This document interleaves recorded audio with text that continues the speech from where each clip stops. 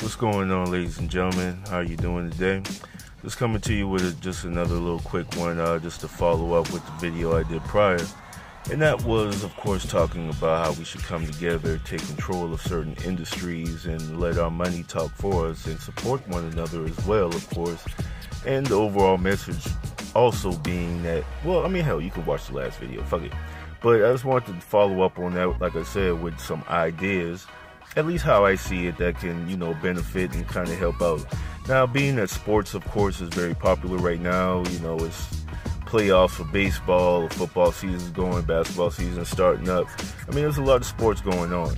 And of course, with the whole national anthem, fiasco, the protests, I call it a fiasco because, these European Americans, have taken this way out of context and have honestly hijacked the whole message and the whole reason behind, people taking the knee and stuff. But that's a whole nother show, a whole nother topic.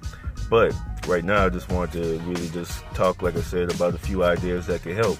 With sports, we can start off because most athletes are black, African Americans, whatever you want to call us, you know what I'm saying? And we control it as far as the stars, and we drive the sales and, some of the jersey sales, and of course, all of that equals out to, advertising money and, other types of money that kind of comes in, sponsorships and different things like that.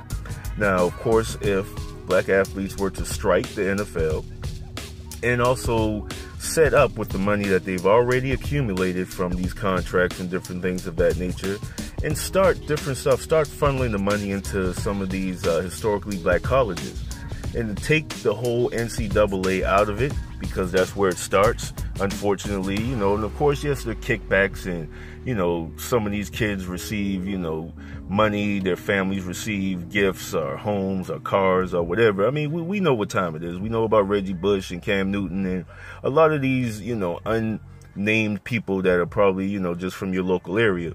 But the point being is, if we get all of these historical black colleges and we take the prime and the best athletes and send them there, guess what follows? Television follows. And after television follows, advertising and media and marketing and all that good stuff follows as well. You can tell that this is just, off the cuff, but I have been thinking about this just a little bit. But yes, that money will follow. So, of course, now historically black colleges will have the funding in order to continue to promote and educate our children in different ways. And, of course, these athletes will also receive prime education instead of this kind of fake stuff that, goes on in some of these universities. Not saying that all of that happens, because there are a lot of stories of guys that go to these universities and come out with degrees and, do bigger and better things outside of playing football. But we're talking about sports right now. So once these athletes are in the NCAA, are in historically black colleges, mainly Division II, it's going to increase that to Division I schools, and they will start making the millions and millions of dollars and get grants and different things like that from the federal government. It's a domino effect, of course, what sports can do. And even with that, even without taking the NCAA out of it, because I know that'll be very, very difficult, but it is an idea. Another idea would be for some of these former athletes to get together and start up a minor league, as far as an NFL minor league. The NBA kind of has it already, and, it's still what it is, but the NBA can do it a lot bigger and better as well. If anything, the first step would be the NBA, because it's a lot easier. A lot of these athletes are high profile, come out of high school, and they're ready and willing to make money right now when people are ready and willing to watch them.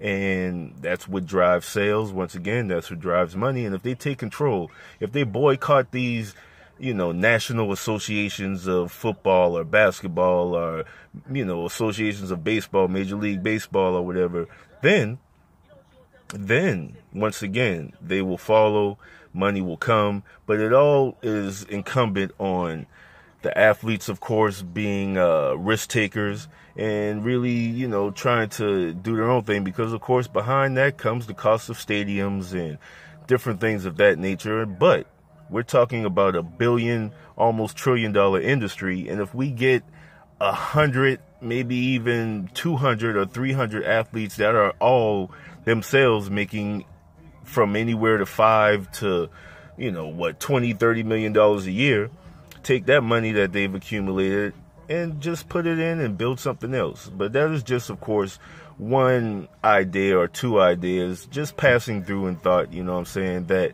could definitely get the power back in our corner. Because, I mean, everyone knows the power of the black dollar.